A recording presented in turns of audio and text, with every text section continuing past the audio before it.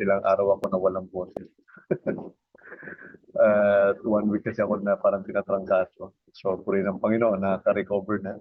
Nung nasabi ni Sister Beverly kanina na kagabi yata, na mag-speak ako. Then, puri ng Panginoon dahil maayos naman na yung boses natin. Okay. Sige po. Share ko lang yung aking screen.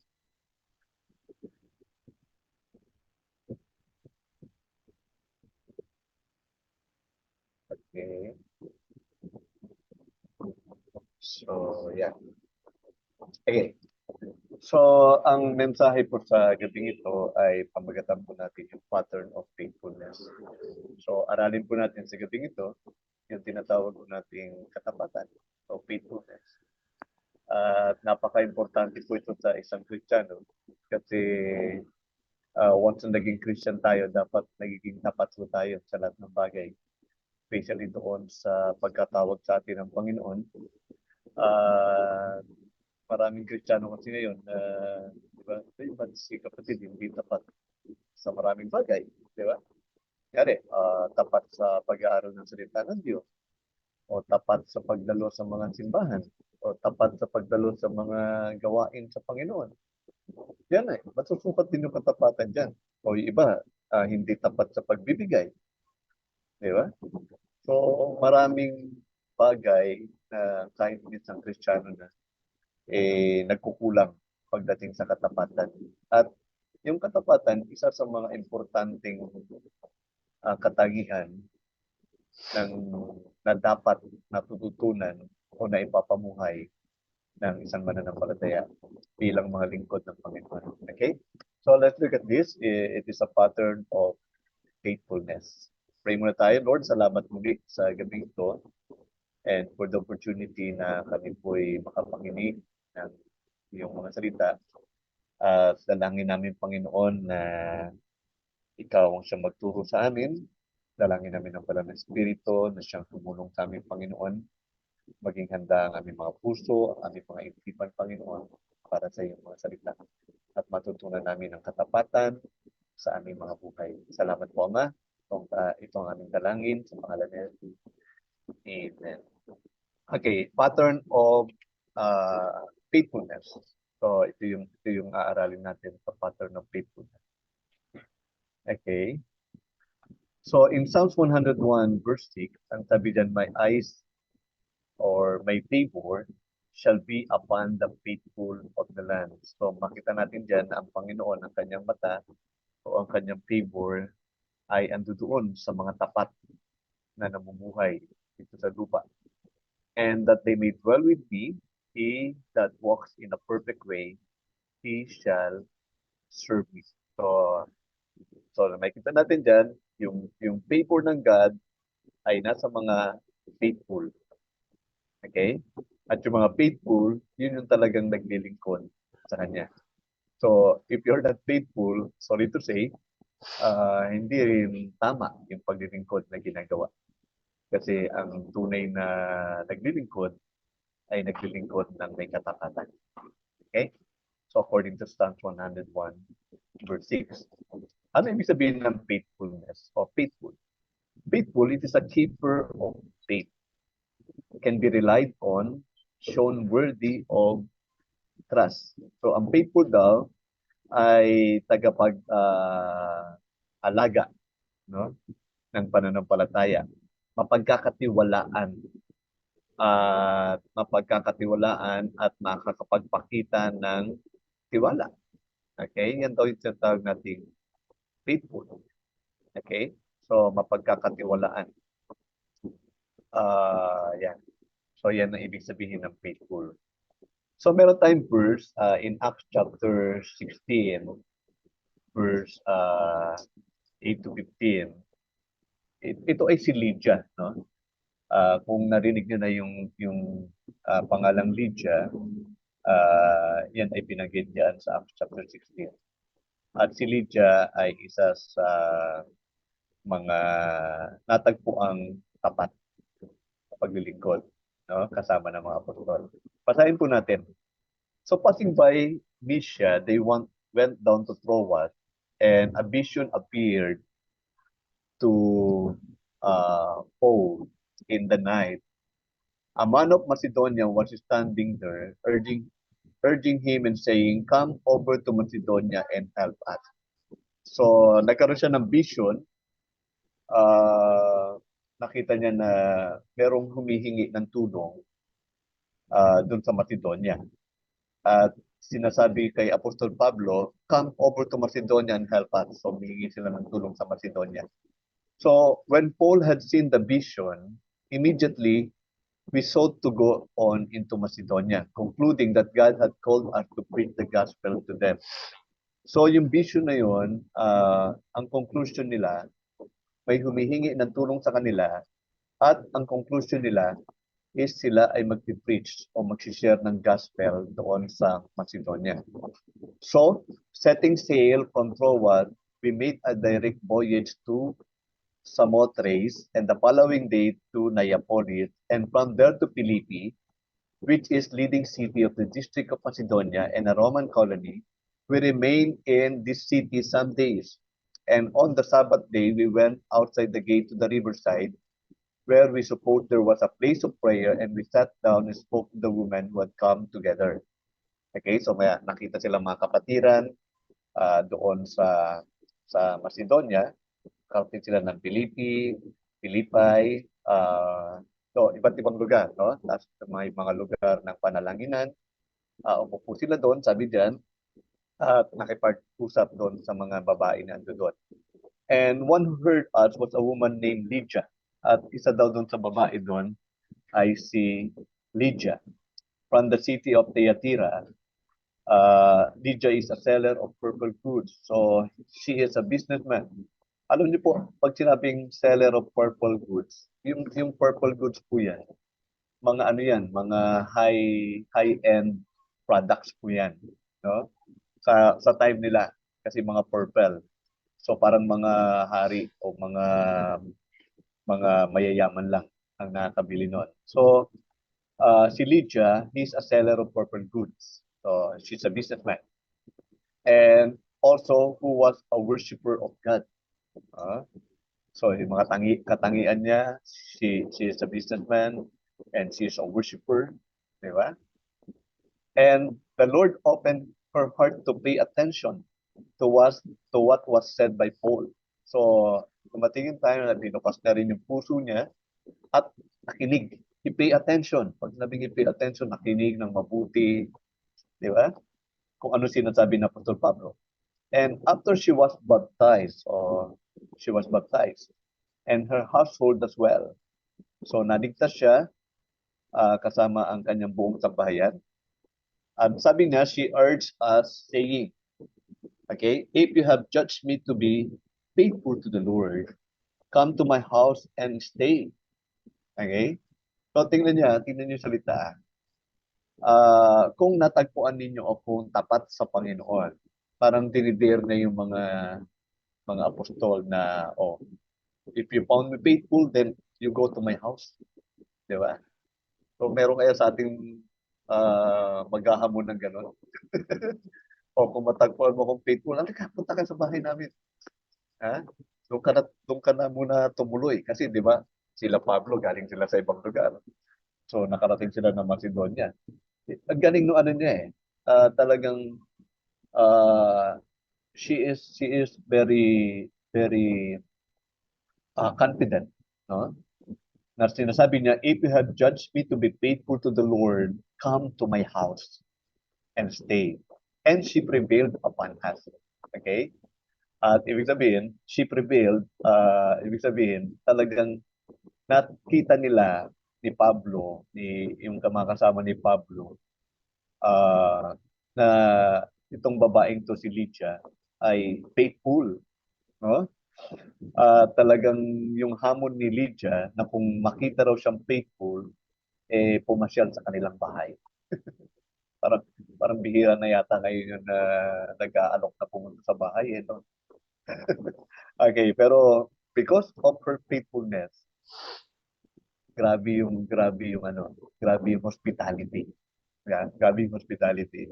Alam mo, pag isa sa mga katangian ng faithful, hindi siya natatakot na magbigay.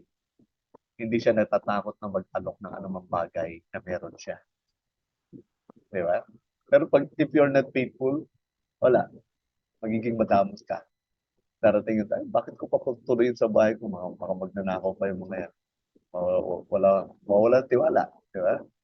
So, but if you're faithful, there's something na na you are open in hospitality, hindi ka natatakot, alam mo yung lingkod ng Panginoon na dapat tulungan.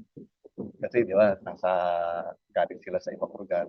So napunta lang daw, wala naman tutuluyan sila Pablo doon eh. Maliban doon sa mga kapatid na tapat na handang ipagamit yung kanilang tahanan para sa mga lingkod ng Diyos.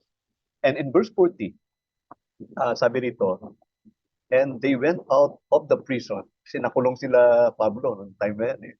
At nung nakalabas sila, they went out of the prison and entered into the house of Lydia. O, di ba? So, dumiretso sila doon sa bahay nila Lydia. And when they had seen the brothers, they comforted them and departed. Okay? So, nakita natin, nag-prevail si Lydia because she is faithful. So, ito yung pattern of faithfulness na aaralin natin ngayon. Okay? Sa buhay ni Lydia. Okay. So, let's look at this.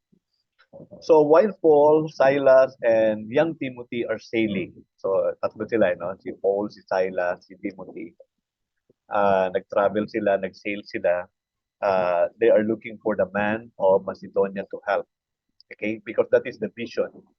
Okay? And ang conclusion nila, mag-share sila, mag-preach ng gospel. So, they find a faithful woman, Lydia. So, yung sa vision nila, hindi nila alam kung sino. Hindi nila alam kung sino yung gagamitin. No? O sino yung pupuntahan nila doon sa Macedonia. Okay? Because that's only a vision. But they find a faithful woman, Lydia. Irony or not, as they pursue obedience to God's vision. So nung nakita nila yung vision, so pinursue nila, nag-obey sila sa Panginoon, and they found recipients to help. They found faithful servants. Okay, ibig sabihin, if we are faithful to go or obey with the Lord, alam niyo po, paglalakip-lakipin ng Panginoon eh. So tutulungan ng Panginoon, tinulungan ng Panginoon sila Pablo, si Silas, si Timothy, na matagpuan yung nakita nila sa vision ng Man of Macedonia para tulungan nila. Okay? So tulungan nila to preach the gospel, to share the good news, and also that man, no? Actually, pag sinabing men, not only lalaki ha. Kasi babae yung pinadala ng Panginoon sa kanila, si Lydia eh. Di ba? That they just obeying. Nag-o-obey lang sila doon sa sinabi ng Panginoon sa kanila na pumunta kayo. And they found a faithful servant. Walang iba kundi si Lydia. Okay. Tingnan natin what marks Lydia's life. So bilang pattern, si Lydia ay yung nakita natin sa mga verses kanina, she is seller, seller of purple goods. So hindi siya lazy. Diba? Hindi siya tamad. One of the mark of faithfulness, hindi tamad. She is parang yung sa Proverbs chapter 31. Have you heard that? Proverbs chapter 31 o chapter 30 or 31. Di ba? Yung babae na yun, ano siya, nagbi-business siya, something like that. And another katangian is she is a worshiper. Diba? She is a worshiper. So, very important na. If you are faithful, of course, you are a worshiper. If you are faithful, of course, you are not lazy. Tapos makikita pa natin, di ba, she is baptized with the water. She is baptized, she is saved. Tapos nakita rin natin na si Lydia ay naging hospitable. She opened her house for the servant of God. Okay? She is also a giver. first is also a giver. Kasi syempre, pag pinatuloy niya si Pablo, si Silas, at si Timothy doon sa bahay nila, so ibig sabihin, siya yung magpapakain, siya yung mag-aalaga, siya yung mag-take care kung ano man yung needs ng mga missionary na yan. Okay, ng mga lingkod ng Panginoon. Di ba? Why she do that? Bakit niya nagagawa yung mga bagay niya? Because of her faithfulness.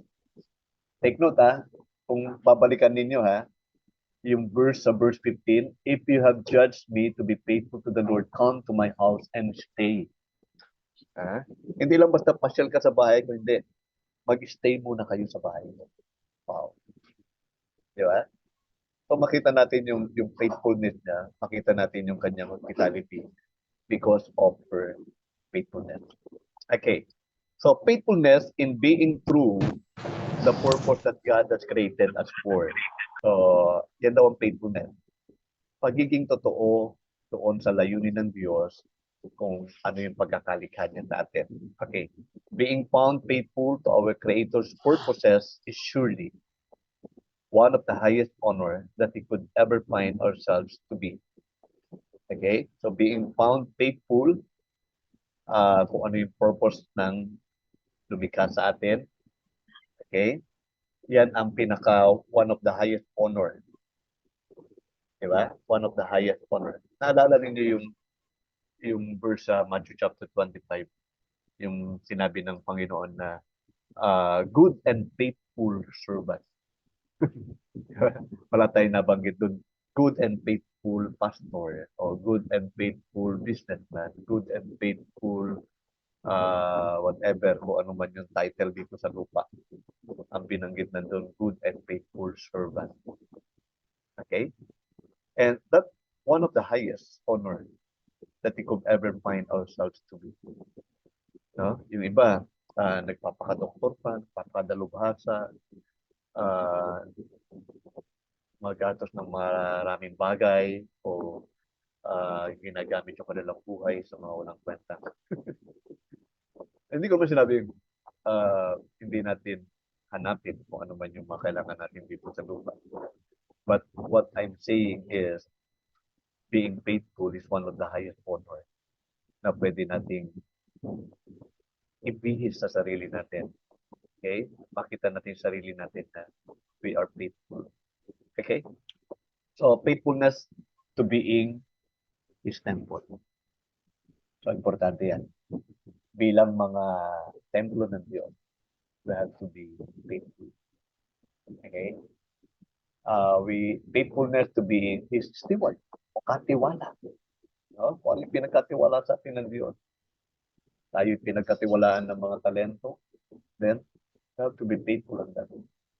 Dahil kung pinapagalitan minsan yung aking mga worship team. Kasi minsan sa worship team, pag musically minded ka, kahit worthy song, napakadali sa yung tugtugin. Di ba? Kasi musically inclined ka eh. Pero yun sabi ko sa kanila, you have to be faithful on your gifts. Binigyan ka ng Panginoon, musically inclined, that is a gift, then you have to use it only for His glory. Huwag yung sa linggo, ginagamit mo para sa Panginoon. Tapos Monday to Saturday, puro worthy song naman yung tinitira mo. Even with your money, di ba? Faithfulness, very important bilang steward. Kasi lahat na pinagkatiwala ng Diyos sa atin, sa pera, finances, that we are only steward. Hindi atin yan. Hindi atin yan. Amin po ba? So, hindi natin pwedeng gastusin ng kung saan-saan lang sa layaw ng mundo. So, God entrusted us with all the strength, with all the money we have, the finances we have. Then we have to be faithful, being a steward. Especially when we're giving our offering, when we're giving our tithes. Yan pa lang, marami nang bumabagsak pagdating sa pagiging faithful. Okay? O mapagkakatiwalaan.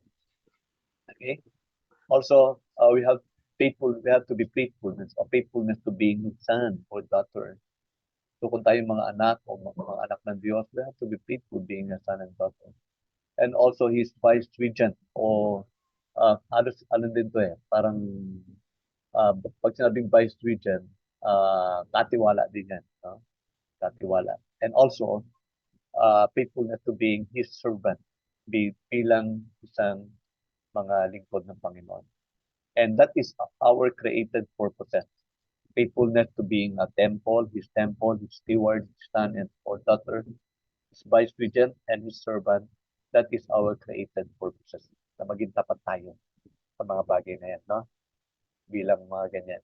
Okay? So Lydia is written about because of her faithfulness. So hindi naman maisusulat si Lydia kung hindi siya faithful. Di ba? Gusto ba nating maisulat yung ating pangalan sa aklat ng buhay? Huwag na sa Bible, sa aklat ng buhay na. We have to be faithful. Di ba? Lydia is written about because of her faithfulness. And she prevailed in being so. So, ibig sabihin, pinatunayan niya na siya ay faithful. And being faithful or unfaithful are the only option available to steward. Tama ba? If you are steward or manager of your household or state of God on the earth, dito sa lupa, we are only a steward. Dalawa lang ang option mo eh. Being faithful or unfaithful. If you found faithful, then you are not unfaithful. If you found unfaithful, then you are not faithful. Hindi pwedeng minsan faithful ka, minsan unfaithful ka. Susuwa ka ng Panginoon. No? Dalawa lang. Faithful or unfaithful. So you have to find yourselves. No? Kinakailangan makita mo yung sarili mo, saan ka dito. Are you faithful or are you unfaithful? Bilang mga steward ng Panginoon. Okay? So last natin, ay may verse dito in Matthew 25:14 to 13. Ito yung patungkol sa talinhaga, tungkol sa tatlong alipin. So basahin ko po. Ang paghahari ng Diyos ay may tutulad sa taong maglalakbay, kaya tinawag niya ang kanyang mga tauhan at pinagkatiwala sa kanila ang kanyang ari-arian. Binigay niya na sa laping ginto ang bawat isa ayon sa kanyang kakayahan. So take note yung pagkakatiwala sa atin ng Panginoon according to our ability. Binigyan niya ang isa ng 5,000 sa laping ginto, ang isa na may 2,000 sa laping ginto, at ang isa pa 1,000 sa laping ginto.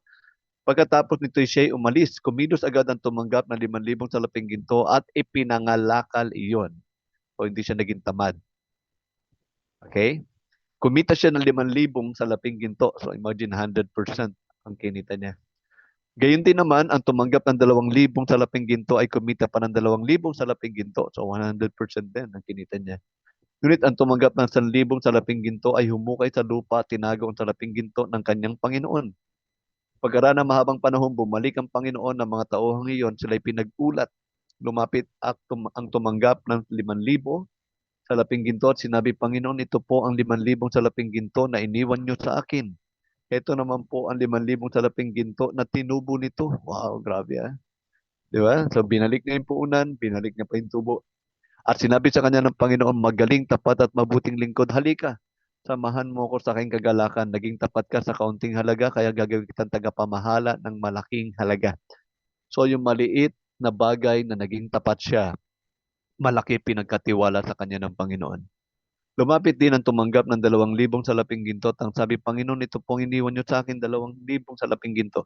Ito naman po ang 2,000 sa laping ginto na tinubo nito. Labi ng kanyang Panginoon, magaling, tapat at mabuting lingkod. Naging tapat ka sa kaunting halaga, kaya pamamalain kita na sa mas malaking halaga. Samahan mo ko sa aking kagalakan. Lumapit naman ang tumanggap ng 1,000 sa laping ginto at sinabi, alam ko pong kayo'y mahigpit at pinipitas ninyo ang bunga nang hindi ninyo tinanim at inaanin ninyong hindi nyo inihasik. Take note itong pagkakilala ng masamang alipin sa kanyang Panginoon ay hindi hindi niya talaga kilala ang kanyang Panginoon. Take note Kasi kung kilala niya ang kanyang Panginoon, magiging tapat din siya kagaya ng dalawa. Ito talagang totally mali yung pagkakilala niya. sa kanyang Panginoon. Kaya sabi niya, alam ko pong kayo mahigpit. O, totoo ba yun? At pinipitas ninyo ang bunga ng hindi nyo itinanim. Totoo ba yun? Inaani ninyo ang hindi nyo inihasik. Totoo ba yun? I think that's all lie. Being a slothful o unfaithful servant. Kaya minsan pag nagiging unfaithful tayo, ang dami nating dahilan sa Diyos. Di ba? Alam mo, minsan may mga miyembro sa church, yung struggle sa kanya, ang mag-attend ng church.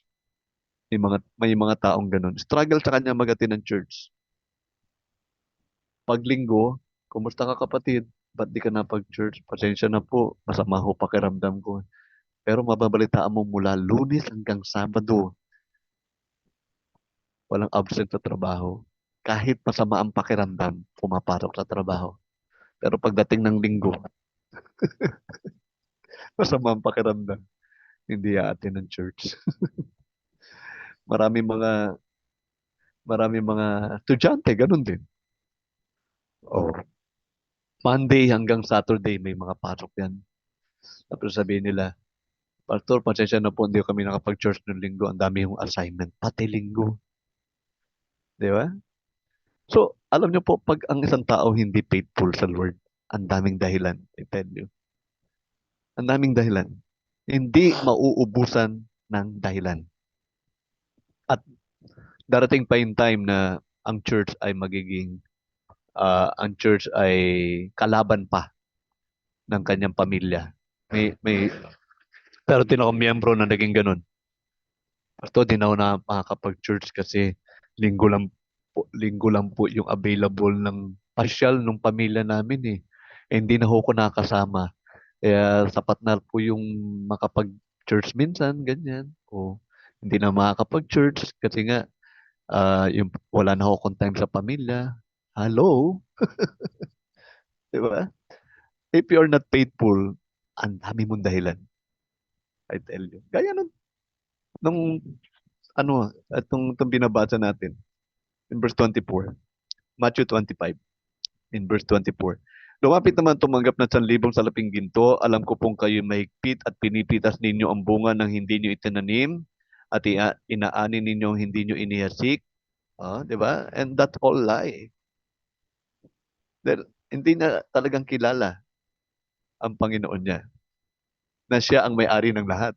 So karapatan niya na pumitas ng bunga. Karapatan niya na anihin kung ano yung kanyang pag-aari. Natakot po ako kaya binaon ko sa lupa ang inyong salaping ginto. Heto na po ang inyong salapi, sabi nung tamad na alipin. Sumagot ang kanyang Panginoon, masama at tamad na lingkod. Di ba? Ang yun agad ang naging title nung lingkod na yung masama. Okay? Kasi una-una yung perception niya, yung pagkakilala niya sa kanyang Panginoon, mali na.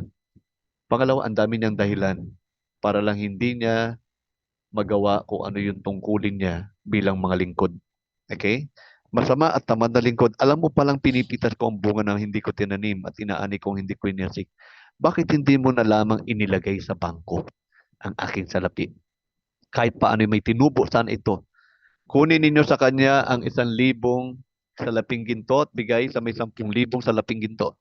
Pagkat ang mayroon ay bibigyan pa at magkakaroon ng sagana, ngunit ang wala. Ang wala, sino yung wala? Yung mga faithful. Ay, yung mga unfaithful, sila yung wala. Ngunit ang wala, pati ang kakaunting nasa kanya ay kukunin pa. Itapon ninyo sa kadiliman sa labas ang walang silbing taong yan. Do'y mananangis siya at mangangalit ang kanyang mga ngipin. So, this is a warning for us, mga kapatid. Kung ano yung pinagkatiwala sa atin, lahat tayo pinagkatiwalaan ng Diyos. Meron binigyan ng malaki, binigyan ng katamtaman lang, binigyan ng maliit. It doesn't matter. God is looking for those who are faithful. Yun lang. Maliit man yan ang binigay sa iyo ng Panginoon, you have to be faithful on that. Amen? Kasi pag hindi ka faithful, itatapon ka sa kadiliman. Sabihin ng Panginoon, walang silbi, yung tao na yan. Doon siya mananangis at manganganit ang kanyang ngipin. Di ba? There's a judgment to those who are unfaithful. I tell you. Kung hindi ka faithful, there's a judgment for you. Okay? So, let's continue. So in Matthew 25:14 to 30, of the three servants given talent to steward, two were faithful to the Lord and lived according to His purposes given them. So, namuhay sila ayon doon sa layunin na ibinigay ng Panginoon, layunin ng buhay nila and the responsibility. At their Lord's return, they heard Him say, "Well done, you are good and faithful servant. You have been faithful over a few things. I will make you a ruler over many things. Enter into the joy of your Lord." But the lazy and unwilling, so if you are not faithful, you are unwilling servant. You are lazy servant. So, but the lazy and unwilling servant came to be judged as not only unfaithful, but considered as a wicked person. Okay?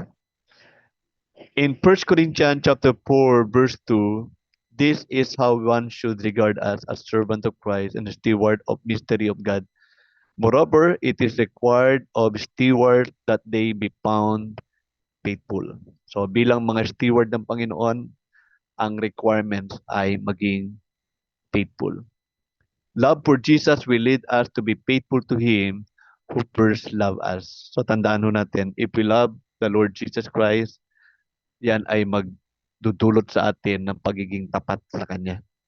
Okay? Na siyang unang nagmahal sa atin. Kasi faithful ang Panginoon sa atin eh. Tama ba? Tapos kung ma-in love tayo kay Lord, then that will lead us to be faithful to Him also. Amen? So, isa sa mga susi ng pagiging faithful is yung ma-in love ka muna sa Lord. If you're not in love with the Lord, then faithfulness is not your priority. Ang faithfulness ay tagilid sa buhay mo pag hindi ka in love sa Panginoon. Pero pag in love ka sa Panginoon, faithfulness ay mangyayari talaga sa iyo. Amen? Okay. And then our last phrases, Lydia, if you have judged me, sabi ni Lydia, if you have judged me faithful, or if you have found me faithful to the Lord, come into my house and abide. For all that we cannot do or be, we can always be faithful. Okay? Sa lahat ng bagay na nagagawa natin or gagawin natin, tandaan natin, we can always be faithful. Dapat maging tapat po tayo. Amen? Sige po, let us pray. Salamat Panginoon muli sa iyong mensahe sa gabing ito, Panginoon, about being faithful. Kaya inili sa Panginoon na hinamon niya ang mga lingkod ng Diyos kung siya'y matagpuan na tapat, then pumunta sa kanyang bahay at mag-stay sa kanyang bahay, Panginoon. Alam po namin na napakahalaga ang pagiging faithful, Panginoon. Especially sa pamumuhay namin dito sa lupa, Panginoon, hanggang sa pagbabalik mo, Panginoon. Matagpuan nawa ang bawat isa namin na tapat. Hallelujah. Ikaw ang siyang patuloy na mabigyan ng kapurihan, patuloy kami ma-inlove sa iyo, Panginoon, at patuloy ng aming buhay ay matagpuan, Panginoon, na nagtatapat, nagiging tapat, Panginoon, at mananatiling tapat sa paglilingkod sa iyo. Salamat po, Ama. Ito ang aming dalangin sa pangalan ng Jesus. Amen. God bless everyone. Amen. Praise God po sa buhay mo po, Tatay Reb.